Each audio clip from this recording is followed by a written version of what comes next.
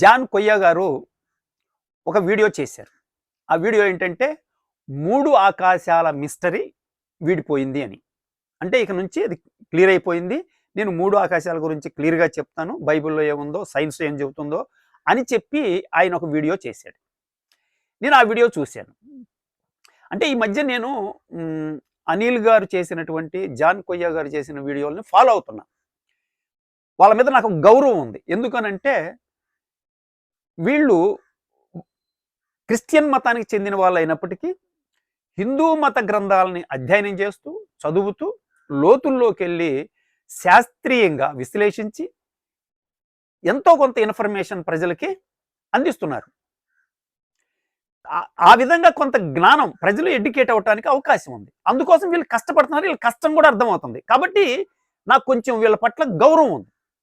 ఈ గౌరవంతోటే నాకు ఇంకొక డౌట్ కూడా ఉంది. ఏంటనంటే వీళ్ళు హిందూ మత గ్రంథాలని విశ్లేషించేటప్పుడు ఏ పద్ధతులైతే అవలంబిస్తున్నారో అదే పద్ధతుల్లో, అదే దృష్టితో బైబిల్ను కూడా చూస్తున్నారా లేదా అనేది నాకున్నటువంటి క్వశ్చన్.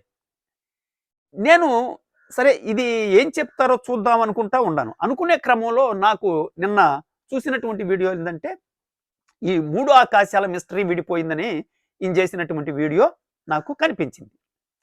దాన్ని చూసిన తర్వాత నాకు ఆశ్చర్యం వేసింది. అసలు వీళ్ళ మీద ఎంత గౌరవం, అభిమానం పెంచుకున్నానో అది మొత్తం తునాతునకలైపోయింది. అసలు ఎంత అజ్ఞానంతో కూడుకున్నటువంటి వీడియో అంటే అది అంత చండాలంగా ఉంది. ఆ వీడియో ఏంటంటే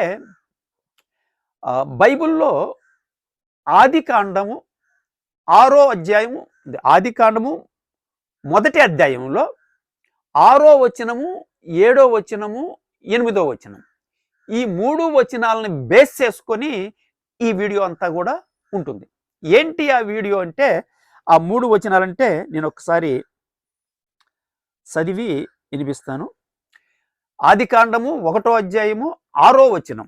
6వ వచనంలో అంటే, మరియు దేవుడు జలముల మధ్యన ఒక విశాలము కలిగి ఆ జలములను ఈ జలములను వేరుపరుచును గాకయని పలికెను. ఇది 6వ వచనం. ఏం చెప్పాడు? జలముల మధ్య ఒక విశాలమును ఏర్పాటు చేసి ఆ జలములను ఈ జలమును వేరుపరిచే విధంగా పలికాడు అనమాట. 7వ వచనం ఏంటంటే, దేవుడు ఆ విశాలము చేసి ఆ విశాలము కింద జలములను విశాలము మీది జలములను వేరుపరచగా ఆ ప్రకారం ఆయను. అంటే ఖాళీ స్థలానికి పై భాగంలో ఒక వాటరు, కింద భాగంలో ఒక వాటరు ఏర్పాటు చేశాడు.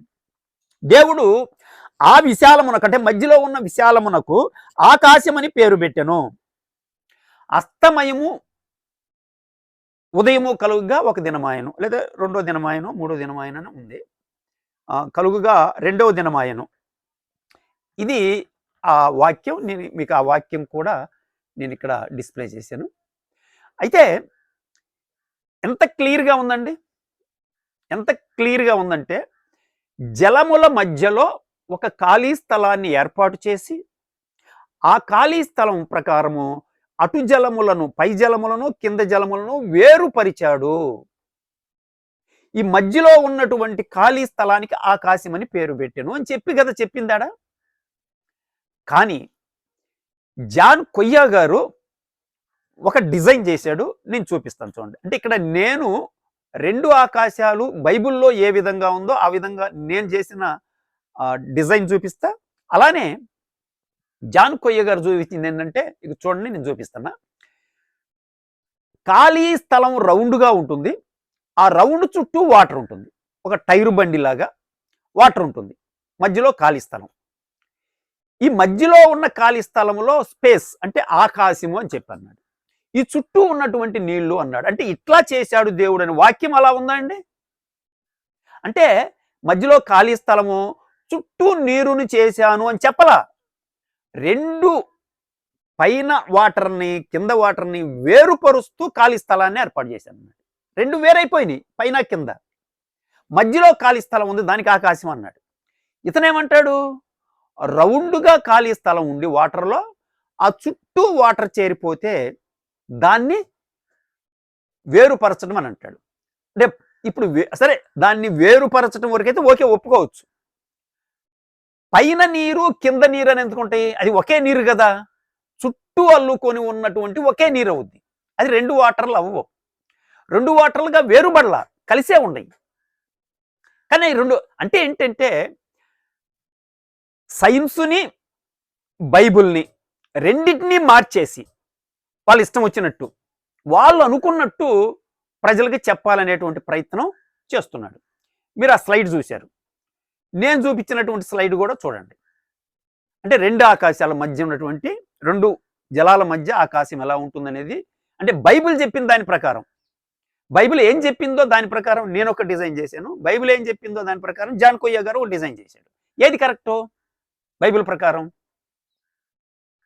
బైబిల్లో చాలా స్పష్టంగా ఉందలా, కింద ఉన్న జలములని భూమి దగ్గర ఒక చోటకు కూర్చి ఆయన చెప్పగానే ఏం చేద్దంటే ఒక పొడి భూమి, అంటే నీరు లేని భూమి బయటికి రావటం, ఒక పక్కకి వాటర్ మొత్తాన్ని కూర్చటం, కింద జలములని అన్నాడు. అంటే కింద జలములు అంటే భూమి మీద ఉన్న జలములు అని అర్థం. ఇంకా అంతే కదా. ఇతను ఏం చెబుతాడు, ఈ ఖాళీ స్థలములోనే ఆకాశం ఉంది, ఈ ఆకాశంలో సూర్యచంద్రులు ఉన్నారు, భూమి కూడా అక్కడే ఉంది, ఈ చివర ఉన్నటువంటి రౌండ్గా ఉన్నటువంటి ఒక చోట ఉన్నటువంటి నీళ్ళని తీసుకెళ్ళి ఆ భూమిలోకి కూర్చాడు అని చెబుతున్నాడు. అంటే బైబుల్ని తన ఇష్టం వచ్చినట్టు అతను మార్చేస్తున్నాడు. అట్లా మార్చుకోవచ్చా? అట్లా మారిస్తే అది శాస్త్రీయమైనది అవుతుందా? మరి సైన్స్ ఏమైనా చెప్పిందా పోనీ 3 ఆకాశాలు ఉన్నట్టుగా? ఇప్పుడు సైన్సు స్పేస్లోకి వెళ్తున్నారుగా, రకరకాల ఏరియాల నుంచి రకరకాల ప్రాంతాలకి వెళ్తున్నారు. వెళ్ళినప్పుడు ఈ వాటర్ కనిపించాలిగా, ఎక్కడ కనిపించలేదే. దానికి జాన్ కొయ్య గారు ఏం చేస్తున్నారంటే ఈ సైంటిస్టులు తీసిన ఫోటో ఒకటి చూపించి, ఇదిగో ఇక్కడ చూడండి, ఈ ఫోటో ఆయన చూపించింది. ఈ ఫోటో చూపించి ఏమంటారంటే అదేంటి, కాస్మిక్ స్పేస్ లేదా అవుటర్ స్పేస్ అని చెప్పి హెడ్డింగ్ ఉంది దాని మీద క్లియర్గా. అది వాటర్ అని ఎక్కడ లేదు, కాస్మిక్ స్పేస్ అది. దాన్ని వాటర్ అంటాడు, ధూళి మేఘం, దాన్ని ఇతను వాటర్ అని అంటాడు. అంటే సైన్స్ని మీ ఇష్టం వచ్చినట్టు మీరు మార్చేయచ్చు. అదే కాదు, బైబిల్ని కూడా మార్చేస్తున్నారు వీళ్ళు. బైబిల్ రౌండ్గా నేను స్పేస్ని తయారు చేశాను, ఆ రౌండ్ చుట్టూ వాటర్ని పెట్టానని చెప్పి దేవుడు చెప్పలా, బైబిల్లో చెప్పలేదు. 2 భాగాలు చేశానని చెబుతున్నాడు, వేరుపరిచానని చెబుతున్నాడు. స్పష్టంగా వేరుపరిచాను, వేరుపరచడం అంటే సంబంధం లేకుండా, 2 వాటర్లకి ఎలాంటి సంబంధం లేకుండా వేరుపరిచాను అని చెబుతున్నాడు. మీరు వాటర్ మొత్తానికి సంబంధం చూపిస్తున్నారు కదా, ఇక్కడ వేరుపరచడం ఏడుంది, అన్ని కలిసే ఉండే కదా వాటర్ మొత్తం. అట్లానే కింద జలము మీది జలం రౌండ్గా ఉందనుకోండి, అది శూన్యంలో ఉందనుకోండి, కిందని దేన్ని అంటారు మీరు? ఎటు పక్కన కింద అంటారు? అసలు సాపేక్షిక సిద్ధాంతం తెలుసా మీకు? సాపేక్షిక సిద్ధాంతం తెలిస్తే మీరు ఈ వీడియో చేయరు అసలు.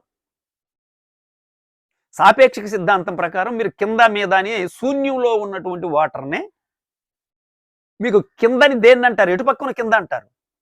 పోని ఒక పక్క కింద అన్నారు, దానికి ఆపోజిట్లో ఉన్నదని పైన అన్నారు, కాసేపు అనుకుందాం. మరి ఇటుపక్క ఉన్నదాన్ని ఏమనాలా? దాని గురించి ఏది మీ బైబిల్లో కానీ నీ వీడియోలో కానీ లేదే, చుట్టూ ఉంది కదా వాటరు. అంటే మీరు హిందూ మతాన్ని విశ్లేషించేటప్పుడు మీరేం చేస్తున్నారు? హేతువాద దృష్టితోటి, నాస్తిక దృష్టితోటి, భౌతిక దృష్టితోటి, అట్లానే చారిత్రక దృష్టితోటి, భౌగోళిక దృష్టితోటి, సైంటిఫిక్గా సాహిత్య ఆధారాలు, పురావస్తు ఆధారాలు, ఇలా అనేకమైన ఆధారాలతోటి హిందూ మతాన్ని మీరు విశ్లేషిస్తారు. బైబిల్ని విశ్లేషించేటప్పుడు సైన్స్ ఈ ప్రకారం చూడరు మీరు. బైబిల్ ప్రకారం సైన్స్ని చూస్తారు, బైబిల్ ప్రకారం హేతువాదాన్ని, బైబిల్ ప్రకారం అంటే బైబిల్ ప్రకారం వాటన్నిటిని మార్చేసే ప్రయత్నం చేస్తున్నారు. ఎందుకని అంటే బైబిల్లో లోపాలు ఉన్నాయని మీకు తెలుసా? అందుకనే వాటిని మార్చే ప్రయత్నం చేస్తున్నారా మీరు? అలా అనుకుంటే మీకు ఆ బైబిల్ మీద విశ్వాసం లేనట్టు కదా. బైబిల్ మీద విశ్వాసం ఉంటే బైబిల్ని మార్చకండి, బైబిల్ని విశ్వసించండి, బైబిలే చెప్పండి. కొత్త బైబిల్ని, కొత్త సైన్స్ని తయారు చేసి మీరు ఈ విధంగా చేయటం అనేది కరెక్ట్ కాదు. అట్లనే బైబిల్ మీద మీకు పట్టున్నట్టు కూడా కనిపించట్లా. ఇదే వీడియోలో సామెతలు 30వ అధ్యాయం అని మీరు ఒక స్లైడ్ చూపించారు. దాంట్లో మీరు చెబుతున్న సబ్జెక్ట్కి సంబంధించింది ఏదో ఉందో అనుకొని మీరు పెట్టారు, దాన్ని చదివారు. ఏముంటుంది దాంట్లో?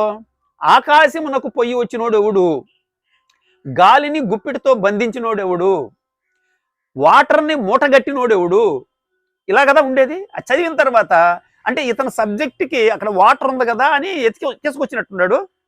తీరా అది ఈయన సబ్జెక్టుకు అనుకూలంగా లేకపోయేసరికి చదివి వదిలేశాడు. దాన్ని వదిలేసి మళ్ళీ కింద నీళ్లు పై నీళ్ళు అని చెప్పి మళ్ళీ పాత సిద్ధాంతంలోకి వచ్చాడు. మరి సామెతలు ఎందుకు తీసుకొచ్చినోడివి పొరపాటును తెస్తే దాన్ని కట్ చేసేయాలి కదా, వీడియోలో తీసేయాలి కదా. ఈ సబ్జెక్ట్కి ఏం సంబంధం లేదు కదా, మీరేం చెప్పలేదు కదా. సామెతలు చదివారు, వదిలేశారు. ఇక అది దీనికి సంబంధం లేదులే అని అర్థమైన తర్వాత దాన్ని వదిలేసేశారు.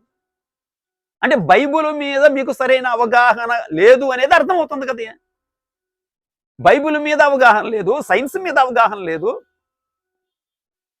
ఎందుకు ఇట్లాంటి అజ్ఞానంతో కూడుకున్నటువంటి వీడియోలు చేసి, అంటే మీరేమనుకుంటున్నారంటే నాకు అర్థమవుతుంది. ఇప్పుడు బ్రాహ్మణులు ఏమనుకుంటారంటే మేమేం చెప్పినా జనం వింటారు అని వాళ్ళు అనుకుంటా ఉంటారు. బ్రాహ్మణులు వినాలి, మేమేం చెప్పినా వింటారు, వినాలి కూడా అనేది వాళ్ళ కాన్సెప్ట్.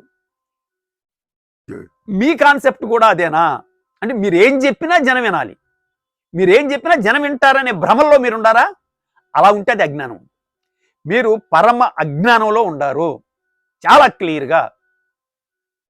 ఎందుకని ఇలాంటి వీడియోలు మీరు ఏదైనా మంచి వీడియో చేయండి, వాస్తవాలు చెప్పండి.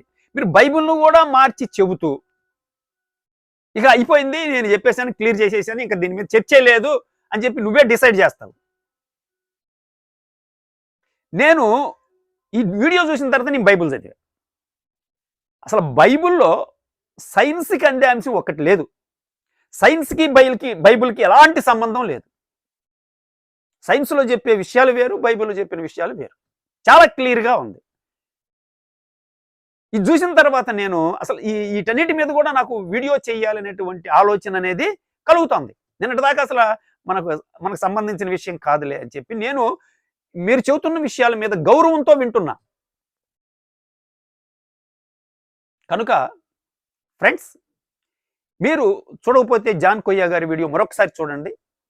ఎంత అజ్ఞానంతో కూడుకున్నటువంటి, అంటే చరిత్రని, సైన్స్ని, సర్వస్వాన్ని మార్చేసి తను ఏదైతే అనుకుంటున్నాడో, తనకి బుర్రలో ఏదైతే పుట్టిందో దాని ప్రకారం వీడియోలు తయారు చేసి ఆ వీడియో ప్రజలకు పెట్టి ప్రజలు మేమేం చెప్పినా ప్రజలు వింటారని చెప్పి అజ్ఞానంతో కూడుకున్నటువంటి ఈ వీడియోని మన ముందు పెట్టడం జరిగింది. ఫ్రెండ్స్, ఇది ఈరోజు నేను దానికి సంబంధించి నేను మాట్లాడాలనుకున్నాను. దయచేసి ఇట్లాంటి వీడియోలు పెట్టకండి అని చెబుతూ ముగిస్తున్నాను. Thank you.